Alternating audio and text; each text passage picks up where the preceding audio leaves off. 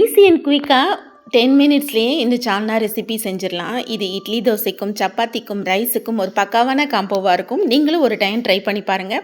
என் பசங்க இதை ரொம்பவே லைக் பண்ணி சாப்பிட்டாங்க. குட்டீஸ்க்கு எல்லாருக்குமே இந்த சால்னா பிடிக்கும்.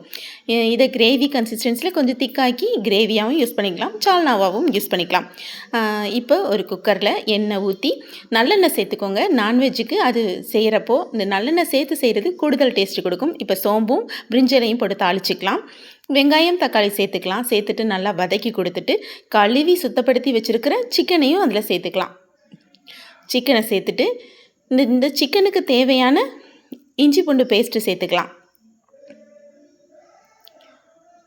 இஞ்சி பூண்டு பேஸ்ட்டு சேர்த்ததுக்கப்புறம் பச்சை வாசனை போகிற அளவுக்கு வதக்கி கொடுத்துக்கலாம். இப்போ குழம்புக்கு தேவையான மசாலாவை 1 by 1 சேர்த்துக்கலாம். சிக்கன் மசாலா, தனி மிளகாய்த்தூள், வீட்டு குழம்பு மிளகாய்த்தூள், கொஞ்சோண்டு மஞ்சள் தூள், இதை எல்லாமே சேர்த்துட்டு கிளறி கொடுத்துக்கலாம். நல்லா சுருண்டு எண்ணெய் பிரிஞ்சு வர அளவுக்கு கிளறி கொடுத்துக்கலாம். இப்போ குழம்புக்கு தேவையான மசாலாவை அரைச்சி ரெடி பண்ணிக்கலாம். தேங்காய் ஒரு கைப்பிடி போட்டுக்கலாம். பிரிஞ்சி இலை, பட்டை, ஏலக்காய், முந்திரி பருப்பு இதெல்லாம் சேர்த்து தேங்காவோட ஒரு பைன் பேஸ்ட்டாக அரைச்சிக்கலாம். இப்போ எண்ணெய் பிரிஞ்சு சிக்கன் ரெடி ஆயிடுச்சு. இப்போ தேவையான அளவு குழம்புக்கு தேவையான அளவு தண்ணி சேர்த்துக்கலாம். அரைச்ச தேங்காய் விழுதும் சேர்த்துக்கலாம். தேவையான அளவு உப்பு சேர்த்துக்கலாம். மிக்ஸி ஜாரை கழுவி தண்ணியும் சேர்த்துக்கலாம். இப்போ எல்லாமே ஈவனாக ஒன்று போல் கலந்து கொடுத்துட்டு மல்லிச்செடியும் புதினா இலையும் ரெண்டையுமே ஒரு பிஞ்சு சேர்த்துக்கலாம். இப்போ குக்கரை மூடி போட்டு 2 விசில் வர வரைக்கும் வெயிட் பண்ணலாம்.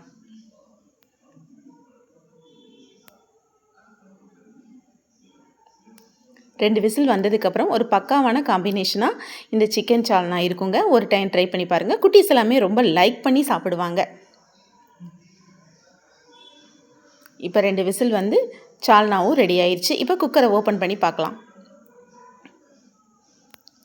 இப்போ மறுபடியும் அகைன் அடுப்பில் லோ ஃப்ளேமில் வச்சு மிளகுத்தூள் சேர்த்து ஒரு 2 to 3 மினிட்ஸ் கொதிக்க வைப்போம். பிராய்லர் கோழிங்கிறதுனால இது இந்த மாதிரி கொதிக்க வச்சு மிளகுத்தூள் சேர்த்து கொதிக்க வச்சு சாப்பிடும் பொழுது அந்த கவல் ஸ்மெல்லாம் இல்லாமல் ஒரு செம்ம டேஸ்ட்டாக நாட்டுக்கோழி குழம்பு மாதிரியே இருக்கும். இப்போ கொதித்து குழம்பு ரெடி ஆயிடுச்சு. நான் தோசையோடு என் பசங்களுக்கு சர்வ் பண்ணி கொடுத்துட்டேன்.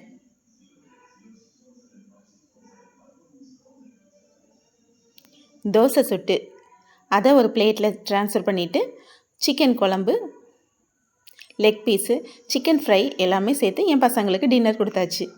இது அருமையான ஒரு டேஸ்டியான இந்த சிக்கன் சால்னாவை ஒரு டைம் நீங்களும் ட்ரை பண்ணி பாருங்கள்.